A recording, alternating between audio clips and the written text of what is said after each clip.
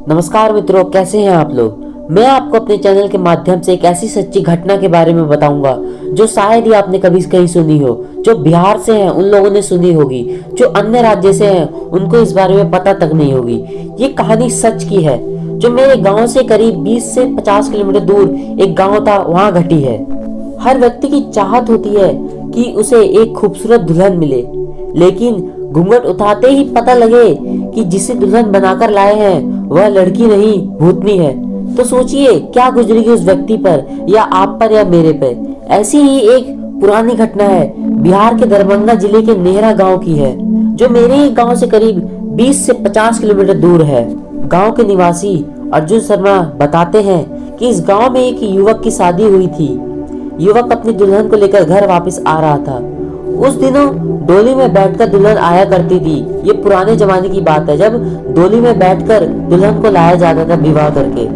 रास्ते में डोली लेकर चलने वाले जब थक गए तो उन्हें एक पेड़ के नीचे डोली को रखकर और सुस्ताने लगे, आराम करने लगे, जिससे वो अपनी एनर्जी को दोबारा बैकअप कर पाए।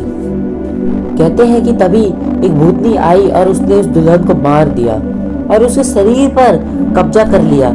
इसकी भनक डोली उठाने वालों को तनिक भी पता नहीं लगी।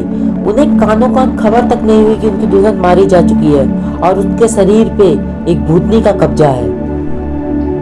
दुल्हन की डोली ससुराल आ गई। रात के समय जब दूल्हा अपने कमरे में पहुंचा, दुल्हन का घूंघट उठाकर उसका चेहरा देखने लगा, तभी उसे तेज प्यास लगी और उसने पानी के लिए अपनी पत्नी से कहा। दुल्हन ने बैठे बैठे हाथ उठाकर कुएं से पानी भर कर ले आई। यह देखते ही दूल्हे के होश उड़ गए और वो बेहोश हो गया। जब होश आया तो दुल्हन के रूप में बैठी भूतनी ने कहा उससे कि तुमने मेरा राज जान लिया है, अब मैं तुम्हारे पास नहीं रह सकती। अगर तुम्हारे पास रहूंगी तो तुम्हें भी जान से मार डालूंगी, जैसे मैंने तुम्हारी पत्नी को मार डाला।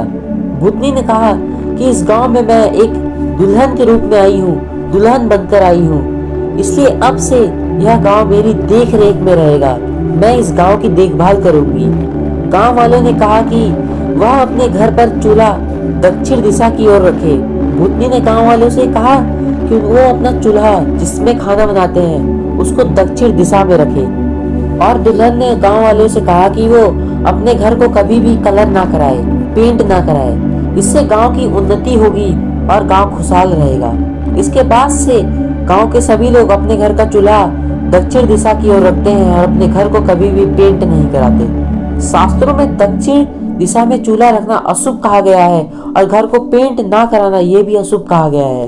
माना जाता है कि यह दिशा भूत, प्रेत और यम की दिशा है, इसलिए आमतौर पर कहीं भी लोग इस दिशा में चूल्हा नहीं रखते। लेकिन नेहरा गांव के लोग जहां चले जाए वो अपना चूल्हा दक्षिण दिशा में रखते हैं और अपने घर को कभी भी पेंट नहीं कराते। तो अगर ऐसी घटना आपके संग कभी हो तो आप क्या करेंगे, आप इससे कैसे निपटेंगे, हमें कमेंट करके बताइए। तो मिलते हैं अगली वीडियो में, तब तक के लिए धन्यवाद।